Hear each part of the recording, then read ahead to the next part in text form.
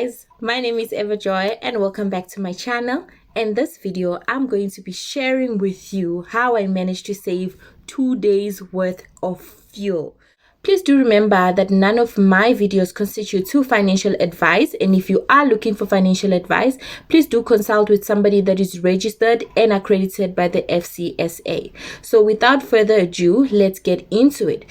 Here are the 5 tips that I'm going to share with you in order for you to save fuel, and this is how I actually managed to save a 2-day trip.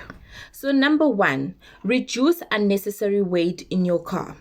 So the more heavier your car is or your vehicle is, the more your engine has to actually work hard in order to keep it going. So number 1 tip, reduce any or remove any unnecessary weight from your boot or from the overall car. So number 2, use the heater without actually turning on the aircon.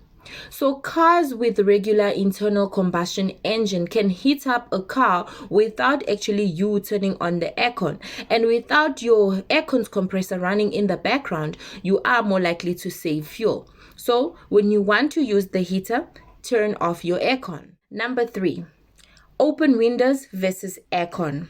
So if it's a scorching day and you really need to cool down, rather open up your windows instead of turning on your aircon. And this is when you are traveling at a low speed.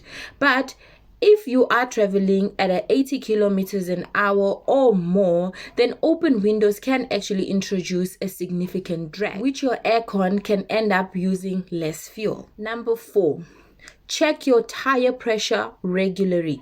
So underinflated tires can actually take up a large piece of road, and this will in turn increase the resistance as well as your fuel consumption.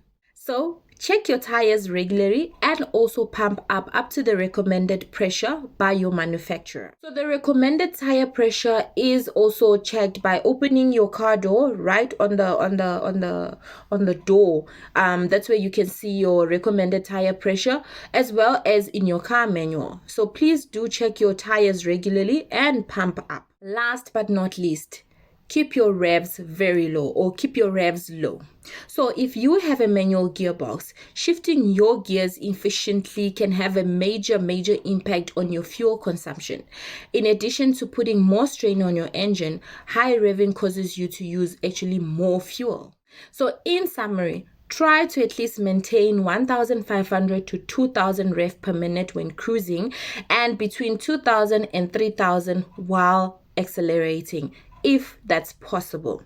So from everything that I said, what actually assisted me in getting 2 days worth of fuel from what I initially topped up is that I was not accelerating. So my maximum speed was actually 100 kilometers per hour, despite how late I was, because I was only late one day.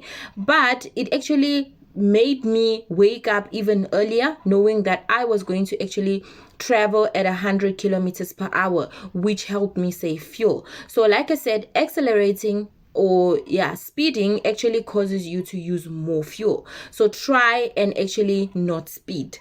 Thank you so much guys for watching this video. If you did like it, please do give it a thumbs up, and if you are new, please do hit the subscribe button and turn on your notification. And thank you so much, and see you in the next video.